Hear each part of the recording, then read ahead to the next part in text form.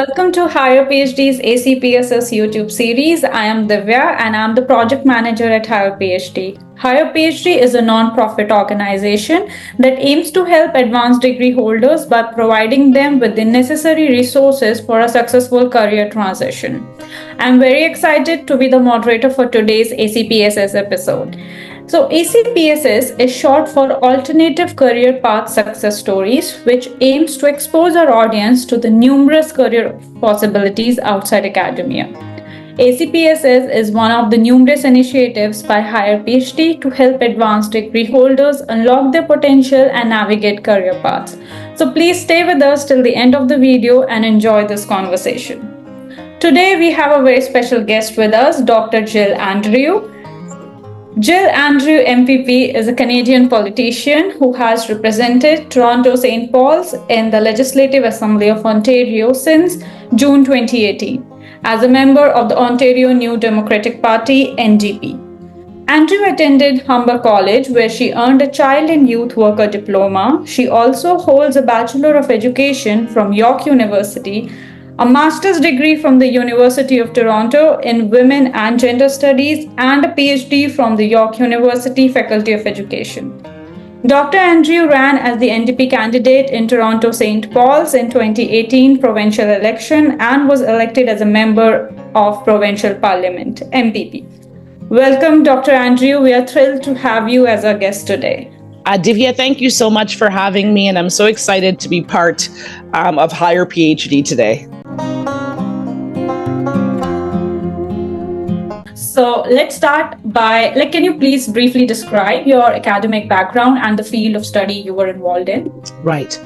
So if I go all the way back to college, where I did a Child and Youth Worker diploma, and my undergraduate studies at York University, where I did liberal studies, some women's studies, a theater minor, sociology courses.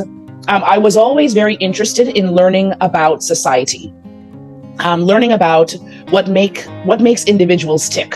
What is important to how they form their identity, to how they form a sense of belonging in their communities of choice, or sometimes it's not about choice, sadly. And I also wanted to know about the sociological patterns, themes, occurrences that take place that help shape people's sense of self, sense of who they are, sense of how they feel connected or not in community. So I found that my journey as a child and youth worker, my time in education, my time learning around sociology and women's studies, as I said, and even like philosophy, for instance, really got me thinking about thought. How we form our sense of self, how that is socially constructed, how we can resist against socially constructed ideas that are placed on individuals or groups of people with or without their consent. So I've always been interested in community, in individuals, and in society as a whole. And really, if I think about it, the power of storytelling. When we think about storytelling, we think about, children sitting with a teacher or an education worker or an ECE, or with a parent or a grandparent, reading a book. And that is very much so a classic, traditional, visual in our minds of storytelling, right? But then there's also political storytelling, which is what we do now. That's what politicians are supposed to do. We hear from our constituents, we hear from our community members, and then we go to Queen's Park and we tell their stories. Whether these are happy stories, about people who have come to our country, who have, worked very hard, who have created a family. Some of them are small business owners, some of them have found second and third and fourth careers here in Ontario, and then there's other stories that we tell at Queen's Park about people who are, really feeling the weight of the affordability crisis and who have many degrees and still can't pay their rent or their mortgage, or can't even begin to imagine themselves graduating from university. And we're talking about, students that are competitive, that understand the value of education, but can't see their way through owning a home. You know what I mean? So we get to tell these stories. But as a child and youth worker, I also would hear the stories of young people.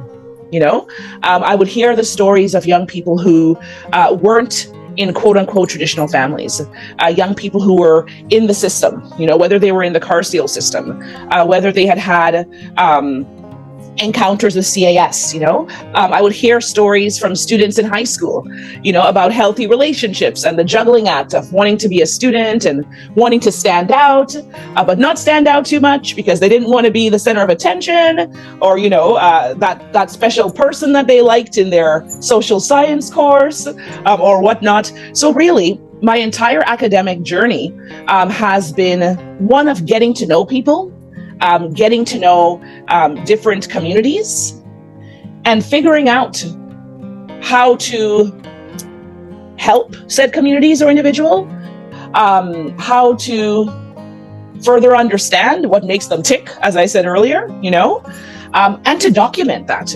In my doctorate, I did an interesting sort of a collage of research. It was an education PhD because it was in the Faculty of Education, but it also relied heavily on sociology. It relied heavily on fashion theories.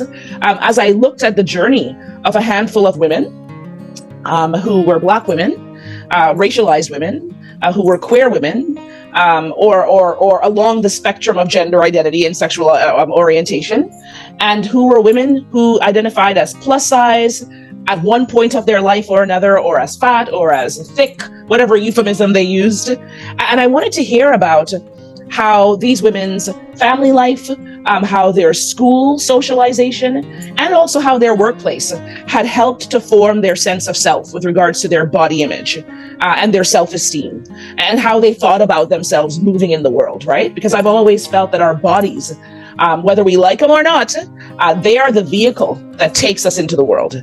They are what the world sees. They are often very, very seminal to how we are perceived, fairly or unfairly. This is true, right? So it's very important to get a sense of what informs how we think about our bodies. So I did qualitative interviews rooted in feminist methodology and, storytelling and analysis. And it was a cool project. It was a very cool project. One that I hope one day will stand alone as a book of itself, a monograph of sorts if I'm lucky, so that research can go into the world. It's already been sort of shared in bits and pieces, but I am hoping to one day have the capacity to make that into a standalone monograph. I have had the pleasure of, writing forwards and chapters in some other books and, being a co-author on a few articles. But there is always something really special when you get to see your own PhD, wrapped with a bow on it as a monograph. So I'm hoping to be able to do that at some point. Yeah. So since you mentioned that you had a wide experience where you came in contact with people of different ages, of different sexual identities, of different genders, body types, etc. What point in your studies did you think that you would get involved with public service and you want to contribute to your community by contesting in the elections? That's a big question. Well, I got to take you back a few decades. There was a wonderful former boss of mine. She was a brown woman who ran a company called Hire a New Grad many, many years ago. I must have been in my early 20s, maybe 21 or so, when this person said to me, you must consider politics. You're passionate, you have strong opinions, you're connected with community. But at that age, I sort of thought, well, I don't know. I'm not ready. I wouldn't be ready for politics. And the truth is, I've lived a pretty colorful life. I've had so many experiences and opportunities. I wouldn't change the trajectory for anything, But in 2016, I did a speech for Heritage Toronto. I want to say it was for International Women's Day, but I could be wrong on that. And it was called, "We Must Allow Women and Girls to Be Angry." Because I'm so sick and tired of women and girls often being told to smile more, to be very silent, or sometimes we are silenced. And when we speak up, when we are assertive, when we show aggressiveness in a way that demonstrates our ability to take charge, to be leaders, we are called derogatory names. And I don't have to tell you, Divya, I'm sure you know exactly what I'm talking about.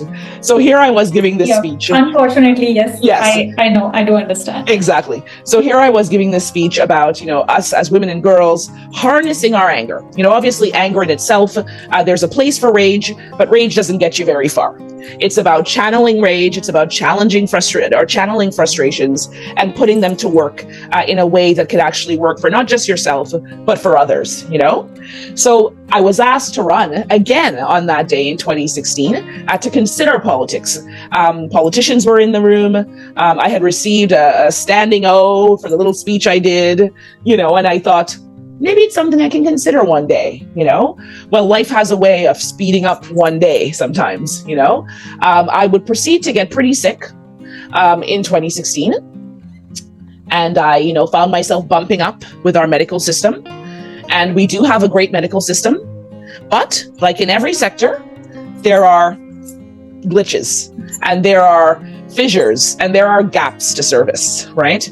And it wasn't until I became a politician, frankly, that I saw, how, underfunding, lack of resources, it really does create gaps in our healthcare system, in our education system, where you really get to see the difference between the haves and the have-nots, And as Ontarians, that shouldn't happen. We should all be able to get the care we need at the hospital, at the doctor's office, at the specialist, at school, right? So I fell into some gaps in our system and had to really advocate on behalf of myself and for the care that I needed. And that experience really got me thinking. Here I was, a Black woman, who had to advocate so hard to be seen and heard by certain members of her medical team, to be believed, right? To be believed with regards to my pain and to my condition. And I thought, what is it like for people who are here who may not have English as a first language? Who may not have the educational background and the know-how around navigating the health system and knowing where to advocate and knowing how to apply some pressure, to get the results you need, or being a person that wasn't a former journalist, I had been a journalist for many years. I had many connections, I wouldn't want to tap into those connections, but most certainly it helps. It helps when you have a certain stack of cards, right? That can help you navigate and can help you be seen as a formidable challenger. It allows for you not to be as ignored, and that really demonstrates the differences between those of us who are connected that way or who are on a journey to making those strong connections and networks, and those of us who simply don't have them. Not because we don't work hard, not because we aren't smart, but for a whole host of sociological and cultural and economic and environmental reasons, right? So anyways, I fought hard. I'm still alive. I'm still here. I'm still ticking. So that's really good. As an educator, I had also seen the gaps and the fissures and the glaring disparities in our education system. I had seen the kids who were falling through the cracks. I had seen the kids who seemed to have the social conditions in place in their classrooms and in their communities where thriving was inevitable, and I want thriving to be inevitable for every student, for every young person in Ontario, right? So as I kept getting asked to be involved in politics, it sort of occurred to me, Jill, you know what? This may not have been your plan from childhood or from teenage years, but you have always been a person who's wanted to fight for justice. You have always been a person who's, been described as, fighting for the underdog. You have been a person who's liked to tell stories and also hear stories. You enjoy doing research. You enjoy listening. You enjoy talking. And your interpersonal skills aren't too bad. Maybe this is the opportunity to make a change, to enter, to throw your name in the hat, and so I did. I said yes, and I threw my name in the hat, hoping to have an incredible experience, to learn what it felt like to run an election, to be part of an election, to be surrounded by a team of people, because no one gets elected alone. That's for sure. No politician survives alone. There are a team of folks, whether it's your volunteers, whether it's your staff, whether it's your election campaign team, whether it's your community. The community members of St. Paul's are the only reason really why I'm here. People need to vote for you. They need to believe in you. They don't need to think you're perfect, because nobody's perfect. Nobody's perfect. And if somebody guarantees you their perfection, run for the hills, right? But people trust in what you had to sell, in what you were trying to share about who you are, and what I thought I could bring to the legislature, and what I think I could bring to our community. And the rest is history. As you said, in June of 2018, I was elected in our home community. And it's been a heck of a ride since.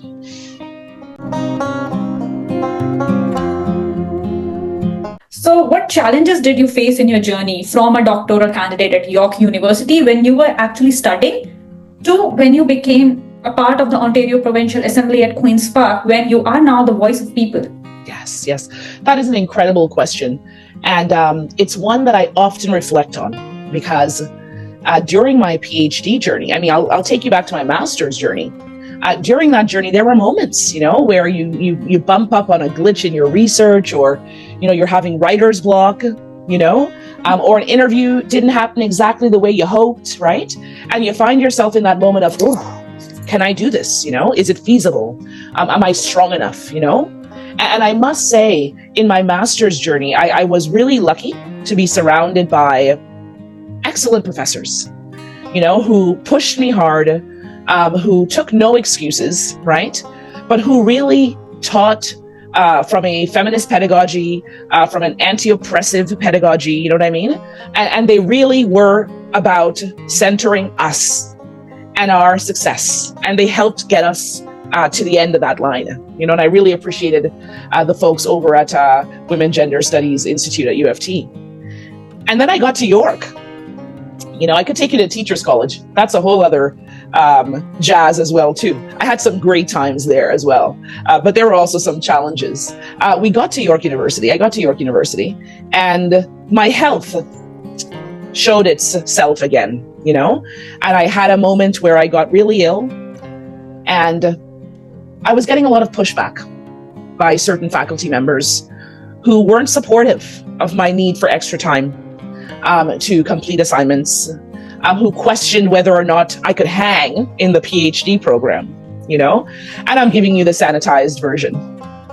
But all that to say, if it weren't for student union representatives who helped me find my voice, because it's interesting, when you're used to being a voice for many others, when you're used to giving advice or helping people chart their course, sometimes when you're hit with your own trauma, or your own pitfall, or your own discrimination, sometimes you lose your voice. And that's when you need an ally the most. That's when you need people to stand up for you and say, wait a second, what's happening here? And the student union was seminal in that regard, helping me get through the bumps and hurdles, I'll call them for today, that I experienced at York University. And it also helped to have a phenomenal academic advisor, an academic team of advisors that I had, to have made strong friendships with fellow students. But again, in every sector, there's always that person, right? Or that couple of people, frankly, who will, try to take you away from the sunlight. And, my message to people is always, you cannot let those folks stop you. You simply can't. You have to know your worth. You have to know your value. And even if you can't communicate it yourself, even if you're in such a place of pain or confusion, or even that self-doubt monster that we all have inside of us, even if you can't articulate in the moment your self-worth, your self-value, your relevance, your right to a fair and equitable education, it's always good to have folks around you who can.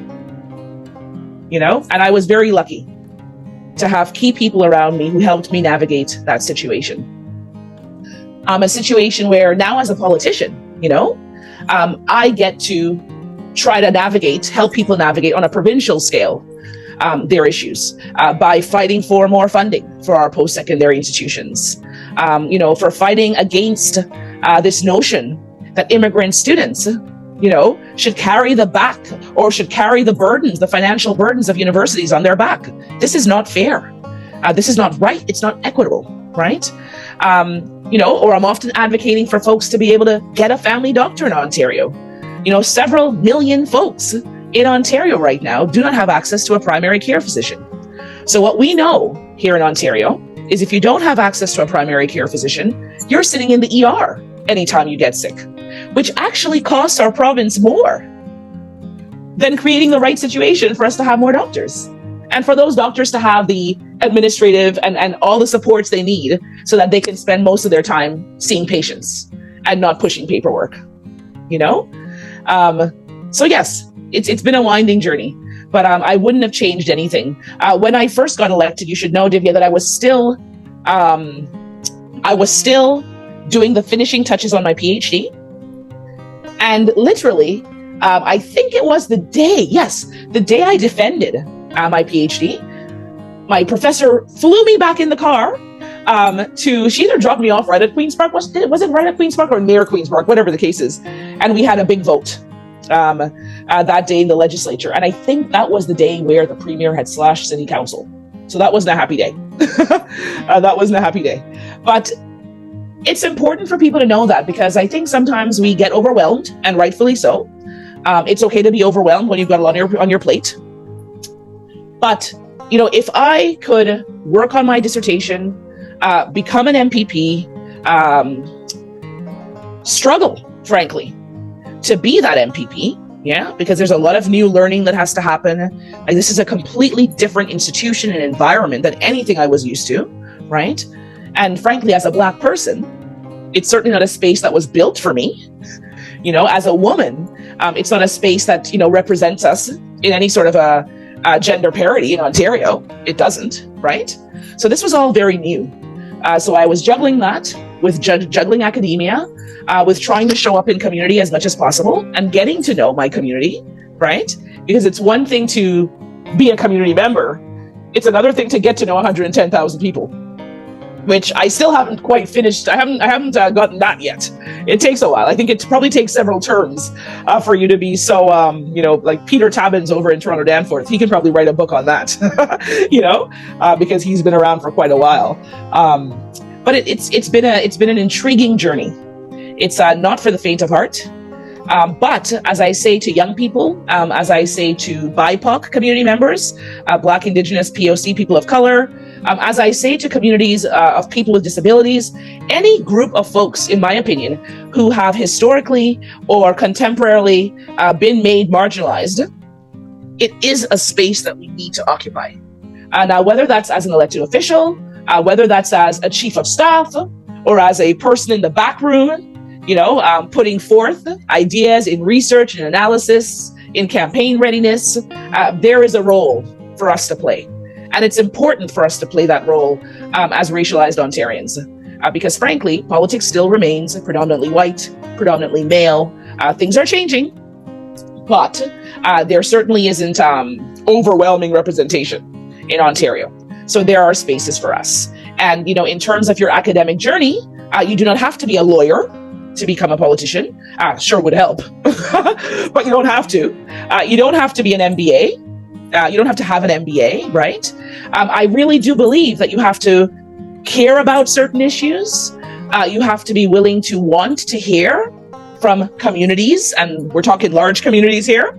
5 people can't be the echo chamber, You have to want to get out there. You have to have a thick skin to some degree. But I also want to push back on that, because I don't necessarily think I have a thick skin. Things, when people attack me, when I receive derogatory emails or messages on social media, or I'm yelled at, or worse, I'll just leave it at that, it hurts. But that makes me human, And I think when you get to a place where you're such a cardboard, like you're such a, machine, that you don't feel that anymore, right? That impacts your ability to be empathetic, to be compassionate, to show up as a compassionate politician, or, as I like to say, a compassionate person who happens to work in politics currently, So I feel like you have to have a healthy balance. You got to be firm, you got to be strong. You can't show that you're just going to fall over, but you also still have to be a person. So what skills or what insights you gained during your academic journey that is now helping you in the frontline politics? Reading. There are a lot of bills to read. There are a lot of briefs to read. And not just reading, but reading insightfully, being critical of what's on the page and what's missing. I am consistently asking myself, whether it's the government putting forth legislation, whether it's us putting forth legislation, which communities will this help? Which communities will it hurt? Which communities are present in this legislation? Which communities are not? So I'm always wondering, how will what's in front of me help the community? How might it hinder the community? What do we have to do to change it? So for instance, here in St. Paul's, we no longer have rent control in the province of Ontario. If you've moved into a newer condo, I think it was November 15, 2018 or November 18, 2018, you have no rent control. In our community, we have about 60+% renters. Many of these are contract workers, they're artists, they're cultural workers, they're everybody you can imagine, right? They're young parents. Some of them are seniors on fixed income. Some of them are new immigrants who are trying to, get their footing, and the rent just keeps rising and rising and rising because it can, because we don't have rent control here in the province. So that is something that I know deeply impacts our community here.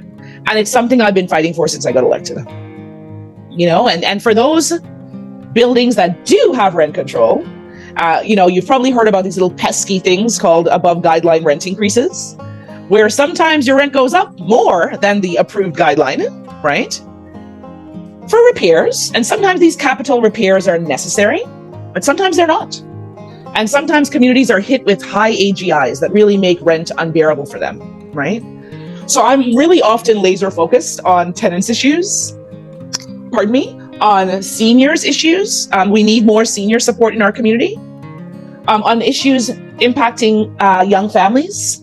Childcare is a big thing here. I hear a lot about parents who are struggling to pay for childcare, who need to see that $10 childcare realized, and I think about places, that have support from early on, who have spots for children, but they fill up so fast and it's bursting at the seams, We also have people here who are experiencing homelessness. We have folks here who are having to rely on food banks consistently, even though they have jobs, right? Because I don't think minimum wage is not a fair wage. It's not a living wage here in Ontario, right? So there are just so many different folks that you have to talk with, that you have to meet with. There are organizations that are experts at some of the issues that I've just spoken to you about, because I'm not the expert on all of them, that's for sure. So there's organizations that you're always staying in touch with, community members that you're always staying in touch with. Today, I'm going to call some more volunteers of mine and tell them thank you for showing up at all the festivals and all the, events that they show up to help me be able to, do my work as an MPP, So really, reading, writing is important. All the speeches that I ever gave to students, all of the speeches that I ever gave when I was, commissioned to do talks to women on body image and self-esteem and the value of healthy relationships.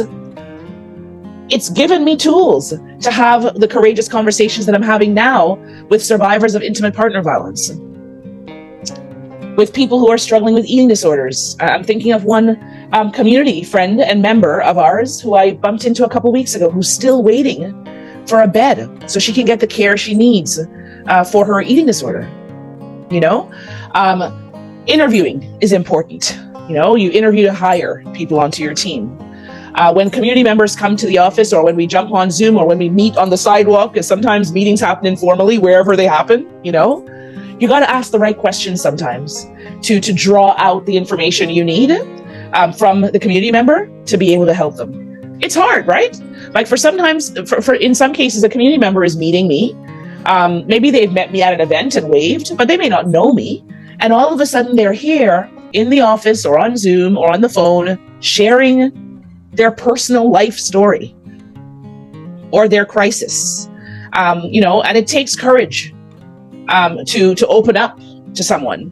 whether or not they can help you, but to take that step to connect with your elected official. So I never take that lightly, that people are opening up to me, that they are trusting me with whatever it is they need. And sometimes I can deliver and sometimes I can't, and when we can't, we try to direct them to the right person. Do you need to see your member of parliament? Might this be a municipal issue? Do you need to see our city councillor? Maybe it's a school board issue. Then you got to talk to our trustee, right? So it's also an educational moment for both of us, because I get to learn more about who does what, and I get to share that information as well with our community members.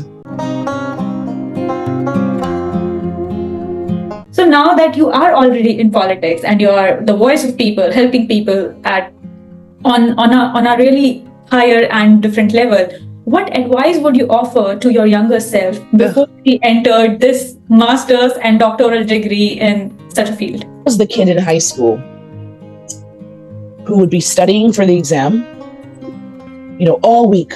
Like, I'd be obsessed with the exam preparation or the test preparation, and I'd be sitting there, by your locker, or right outside of the classroom, and the teacher would be like, "Jill, it's okay, Jillian, I gotta take the papers from you. The test's starting in 2 minutes," right? I was always a kid who wanted to know, what am I going to be when I grow up? I was very, I guess I'd say, hard on myself in that way. I wanted to be a veterinarian. That was one of my passions. It still is. I love animals, especially cats. I wanted to be a TV talk show host. I wanted to be a lawyer.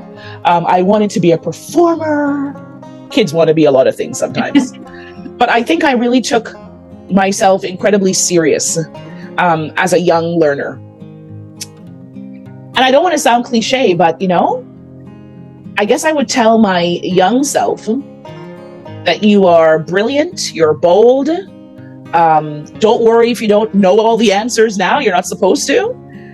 It will work out.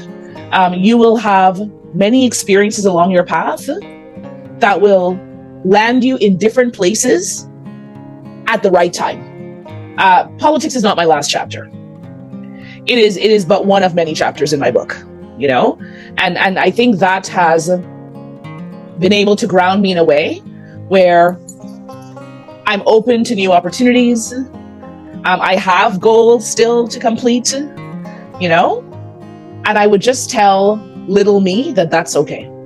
And I think I'd also remind little me that quality over quantity always wins. I speak to so many young people now in our local schools and otherwise who tell me about their experiences of online bullying, who tell me about, the microaggressive ways that they are left out, not being invited to the party, but seeing the party play out on Instagram or on Facebook, or on wherever, right? I didn't have a lot of friends growing up, but I had a few good ones. And I think that for any kid or even adult, that is struggling with a sense of belonging, looking for their tribe, I would say, remember quality over quantity. We live in a very fast-paced world right now that tells us that, if everyone isn't watching, if everyone isn't liking and resharing, then we don't matter, And in some jobs, that may be partially true. Like in politics, you got to be seen, you got to be heard. That's why we engage social media. The saying is, if you don't post it, it didn't happen in politics, right? But on a personal level, you just need a few good friends. You need a few good allies in your life. People that are going to look out for you, who are going to give you good advice. Maybe not all the time the advice you want to hear, but the advice you need. And they're going to catch you when you fall. That's the one thing in life that's inevitable, is we always fall, right? But you can fall hard. That's the person that, forgets where they come from. Change is when they've quote unquote made it. Don't keep watering those plants, their friendships, their familial connections, their career connections, outside of when they just need something, right? When they fall hard. When you've created a nurturing space in your personal life where you've kept those connections, in your professional life where you've kept some of those connections, when that fall or that trip happens, you're never alone. you have community around you. You have people that know you, that you can trust, and you fall a lot softer. And it makes it a lot easier for your bounce back. Because that's another thing that's inevitable. We always bounce back. And as a graduate student, especially because I have been studying science my whole life, it becomes very isolating sometimes, because you're always with yourself, doing your own experiments, focusing on your own thesis, and it is always like, oh, you have to do it because it's your own thesis that you're working. Right. So since your graduate journey has been much more interactive, much more involved with the community, what advice would you offer to graduate students who wish to contribute to their community by entering politics? Get to know your elected officials. It can seem daunting to sort of connect with them, but we are not on a pedestal. We are not. We are simply community members in your own community, just like you, right? Who put their name on a ballot and happen to win an election. That's the difference, right? So we have to start seeing our elected officials as everyday people who frankly owe us their time, right? Because that's the job. The job is to show up for people, to listen to people, right? So you're not bothering your local MPP or MP or city councilor or school trustee by reaching out to them. That's what they're supposed to be there for you to reach out to them, right? So I would tell folks, get involved locally. Get to know who your elected officials are. If you're a person that happens to be associated with a party, join a riding association. Join a riding association. When you do that, you become involved in the institution of your party of choice, right? You get to even know your elected official that much more. You kind of have that inside track, on what they're doing in the legislature or at House of Commons or wherever the heck they may be, right? And it allows you to meet other people who are also part of that institution at conventions, at party rallies, at volunteer appreciation pizza, nights or whatever the case might be, right? It gets you connected with a community that are already political. Because to me, the personal is political. It always throws me when people say, oh, I don't talk about politics, it's not for me, right? But the truth is, every single thing in our lives that we think we have so much control over ourselves and that we make these autonomous choices are actually guided, informed, and legislated somehow. This is so true, right? So, as one of our housing advocates, in Midtown says, if you don't mess with politics, politics will mess with you. That's the truth, right? So it's so important. And that was actually, I should give a shout out to the organization, No Dem Evictions. They have buttons that says, if you don't mess with politics, it'll mess with you, right? Because that's another issue, is we're having, a lot of, purpose-built rentals that are in fine shape and could have many, many, many, many moons and years ahead of them being demolished. So people, end up losing homes, they end up being displaced, and without guarantees that they can stay in their community. Because again, rents are just climbing and climbing and climbing. And condo ownership is just not a reality for a lot of people. Not everyone can pay, $750 or $1 million for a box in the sky, right? But yes, get involved in politics. Get to know your local elected officials. Write to them, call them, visit them at Queen's Park. When Queen's Park is in session, we love to have community members visit. Come by. Let us introduce you in the House in front of all 124 MPPs, and let them know about higher PhD, right? You know what I mean? These are the kinds of ways that we ask people to engage so that they're aware and so that you can be connected as well too. In terms of folks who are still in post-secondary or who are still on their journey, keep plowing at it. Keep plowing at it. There will be days when you'll want to quit that PhD. There will be days when you'll want to quit that master's. I assure you, I had those days. I had them. But again, you surround yourself with people who know your value, who know your worth, who will let you have your pity party for a bit, and then they'll say, snap out of it, right? Time to get back to work. Time to keep your eyes on the prize. Time to get to that finish line, and that's the kind of energy that you want to have around you, whether it's in your partner, in your family, in your chosen family, in your professional network, in your academic network. That's the circle you need to have around you. you have already shared so much about your master's journey, your PhD journey, the challenges you faced, and everything. Graduate students today face significant challenges, as you are already aware of, because you faced all of those, including uncertainty in the funding situation, Right. lack of mental health support, and of course, a very, very challenging job market ahead. How would you recommend these young grad students that how do they prepare for the life ahead once they submit their thesis, they graduate, then what? Well, here's the thing. So while you're completing that thesis, while you're completing that degree, you should always have your toe in the pond of networking. There is no dichotomy. Like, there is no, I'm a student and now I'm going to become a worker. Now I'm going to become a career person, right? You kind of want to be making those connections during your academic journey. Whether that's joining an association or several associations associated with your field of study, whether that is, again, reaching out to people who you may look up to that are in the industry, asking for information sessions, and being willing to offer to, cover that cup of tea or that cup of coffee and that, croissant or whatever the case might be, if this person is meeting and giving you time, right?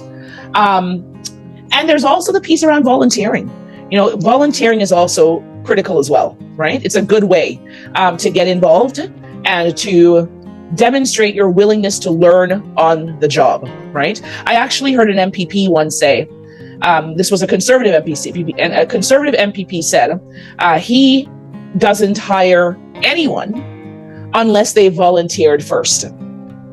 Now, I won't say whether or not I agree 100% or 0%, but he's got a point. He's got a point, right? You need to show folks that your heart is there and that you're compassionate and that you're passionate about what you're doing and that you're willing to learn. But that said as well, we know that new graduates have bills. New graduates have families. New graduates have careers to build, right? So we also can't have a society where they're taken advantage of. That's why we have to keep advocating for paid internships, for paid opportunities, alongside with volunteering, alongside with building your networks and joining those associations. Because as you know, a lot of the times it's who you know, not always what you know, right? That gets us through the door.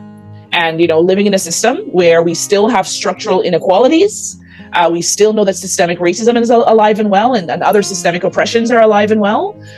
We have to approach our careers, our educational path, knowing that some will have, 5, 10, 15, 20 leg ups, right? So that's why it has to be so important that you have a plan. The plans can change. The plans aren't necessarily always linear, but you have to have a plan and you have to have that network of supports around you.